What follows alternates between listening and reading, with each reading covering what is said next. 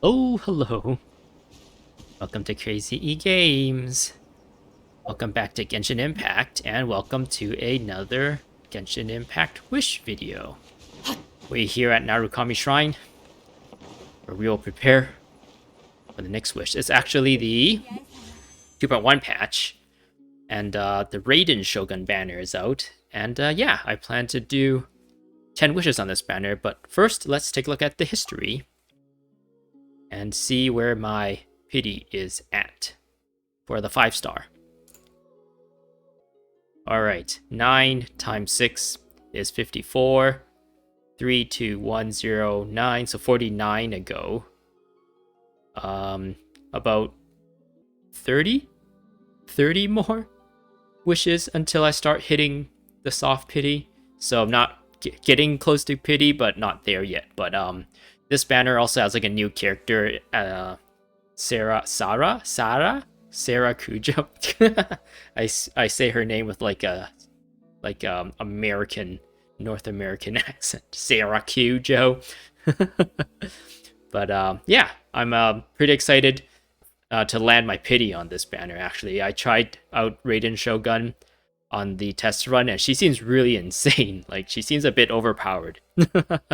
Maybe that's like in response to how people saying that Yoimiya was underpowered, or maybe they just needed Yoimiya to be underpowered to further juxtapose how powerful Raiden Shogun is in the story, in the lore. Comparatively comparison. Yeah. So yeah, let's take a look at the details here. If I get a lucky pull for these next 10 pulls for Raiden Shoguns, I would be extremely happy. It seems like in this game, polearm users is kind of like my favorite weapon type. I really like Zhongli. I really like Xiangling. I really like Rosaria.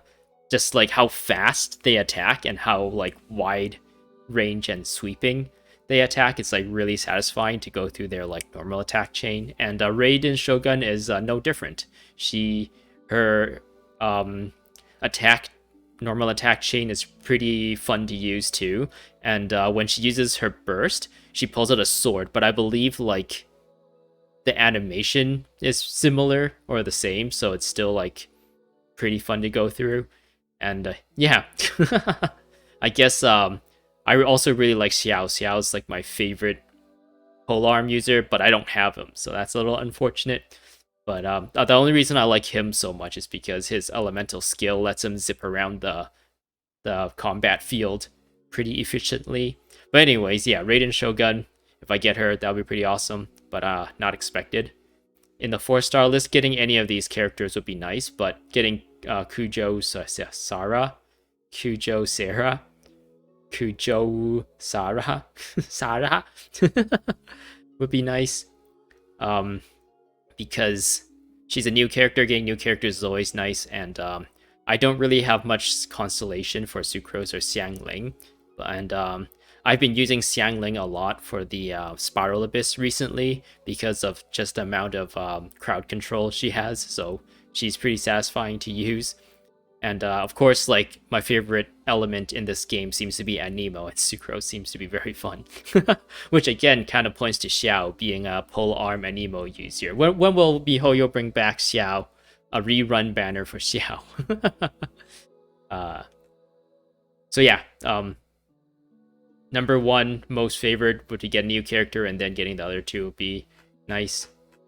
In this section, I like lately I've been thinking maybe I shouldn't do this section all too much, but just to summarize, number one would like to get Raiden Shogun, number two new characters, and number three existing characters. And same thing here, number one would be new character, number two would be existing characters, and number three would be like weapons, like the sacrificial sword and Favonian sword, and I would be extremely disappointed if I pull Barbara Official, Xin Yang, and I think those are the only three I have maxed out.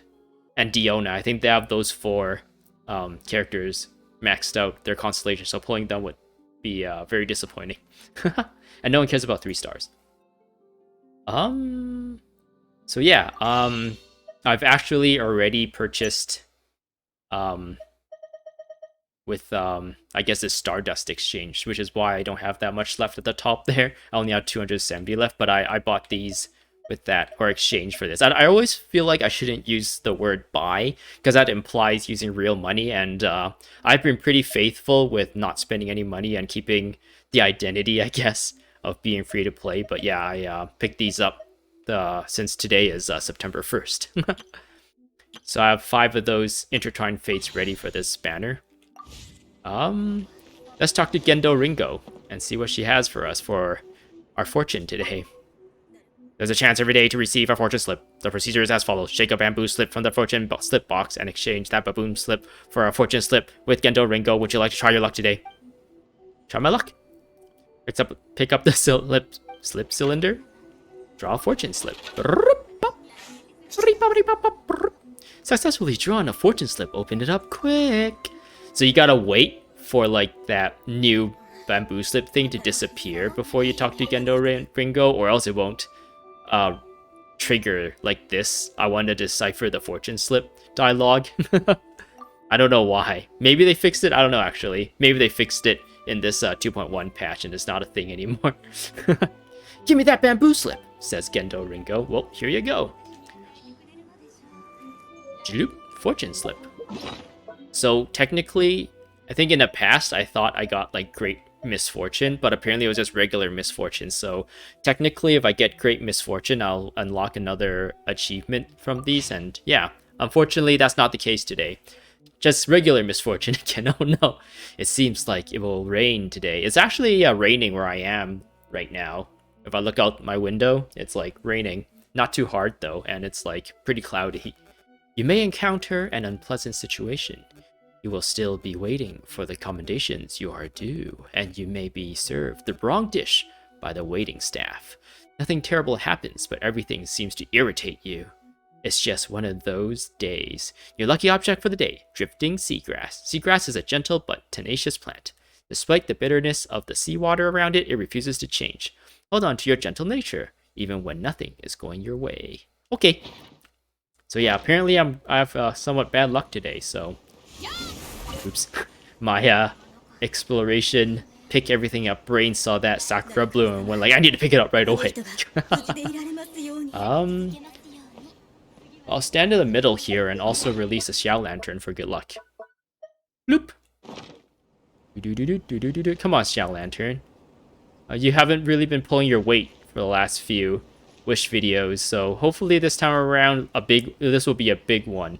Oh, turn my luck around, please. The Xiao Lantern has sent my wishes to the RNG gods, and they are now working behind the scenes to get me at least Sarah Kujo. Alright. 10 wishes. My first 10 wishes on this banner. On the Raiden Shogun banner. Ready? 3, 2, 1, go. Let's see what we have. Nope, no 5-star. Debate Club. Sharpshooter's Oath. Bearish Shadow. Blood-tainted Greatsword. I made kind of an account tour video. That's like the video I posted before this one. And I've frequently called the Blood-stained Chivalry set Blood-tainted because I keep getting those two words mixed up. But unfortunately, that's set in stone in that video now. And hopefully people don't make fun of me too much for that mistake. You can check it out. It's like 2 hours long, so...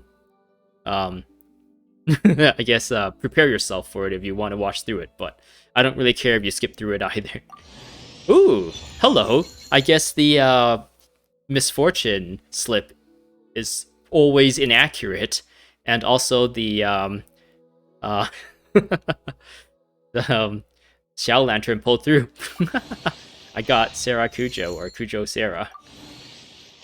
Bait Club. Will I get a second 4-star? I highly doubt it. Yeah, this is just about right, but I got this character, which is alright, I guess, but I kind of wish I got this lucky for Sayu, really. Sayu was like a more interesting character, in my opinion, than this one. And I don't know, she's more of a DPS character, and I feel like MiHoYo releases too many DPS characters. Like most of these characters are DPS except for these two, I guess. Like on the top row, Noelle and Diona are the only like 3 out of 5 of these in the top row is DPS. 4 out of 5 is DPS. And this one, 3 out of 5 is DPS. Well, I guess she's more like CC. So she's kind of a half DPS, half CC. And 4 out of 5 here. Actually, no, 3 out of 5 here is DPS. And I would categorize Xingqiu as a DPS, even though he does have like some damage mitigation and healing. And Bennett is kind of like a hybrid. He has healing in his kit, but he's more of a support. But yeah, these 3, I guess, 3.5 out of 5 here is DPS, and all 3 out of 3 here is DPS. So there's like so many DPS characters, and not a lot of like support, defensive, tanky characters all that much. So I end up using just like the same shielding characters constantly, and the same healers constantly, or I guess that's one of the major reasons why I wanted Sayu so badly in the last banner, is because she's a healer, and it'll be nice to like have another healer gameplay style to interact with for once, but unfortunately I was unable to pull her. But anyways, let's check out what we have. We have Sarah, Kujo, Sarah here. Sarah? Kujo. She's pretty interesting in that she like teleports away. Let's replace this Electro character with the new one. Wait, why did that not hold? Did I lag it there? There we go. So yeah, she's a bow character. Let's give her a proper bow. I will give her... This bow looks like it goes with her. Just like style-wise. I think one of the things... There's no sand here, but apparently like she's wearing like those traditional Japanese footwear. I don't know what that is called, but she has like regular footprints instead of what you would expect is like a like rectangular indent instead of like a footprint indent into the sand. But unfortunately there's no footprints here specifically. But yeah, she like teleports behind, and then she gets like a buff. So you see how like her right arm there is glowing, and whoever she hits with a charge shot, like, oh cool, you don't even have to hit anyone with a charge shot. You can just hit the ground if you want. So if I hit the ground here, it'll do a bunch of electro damage, and then it'll like explode and do more damage, which is pretty cool. But yeah, this is like low cooldown. You can kind of spam it. But I think one of the boring sides of this of like bow gameplay is waiting for this to charge up. And if there was like aiming down is already kind of limiting in your movement, so this is kind of not a fun mode to get into mostly, because you want to be able to be agile and move and everything. But then aiming down, so this is kind of criticism to bow characters more than her specifically. Like, I think a lot of the reasons why Yoimiya got so much criticism isn't because of her kit. It was more because she's a bow character and there's just so much jank and not fun aspects of bow characters. But yeah, I feel like this should like charge faster. I don't know, it would be a lot more fun if this would charge faster and like maybe like charge twice as fast, but maybe they can like scale the damage or whatever and just make it so that it is a more satisfying animation, whereas waiting for this to charge up and trying to pick your shots at the same time is like not very fun. And sometimes if you try to time it, you might just mistime it, and so you're charging it, but then you like miss it just right when it doesn't charge up fully. I actually hit those pretty well. But yeah, I don't know. I'm kind of interested to see what kind of playstyles you can get out of this character, since she is a newer character, and it seems like new characters are getting more and more perks attached to them. um, yeah, I don't really know what else to really take a look at here.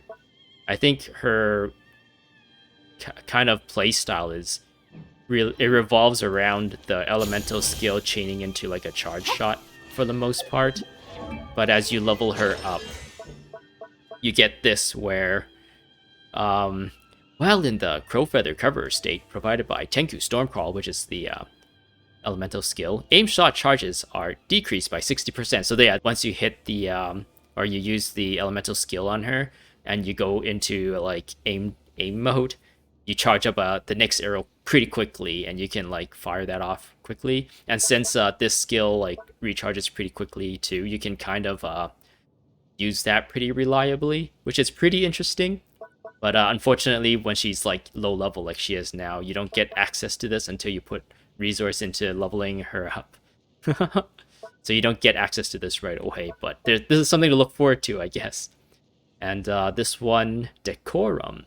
When Tenku Jurai ambush hits opponents, Kujo Sera will restore 1.2 energy to all party members for every 100 energy recharge she has.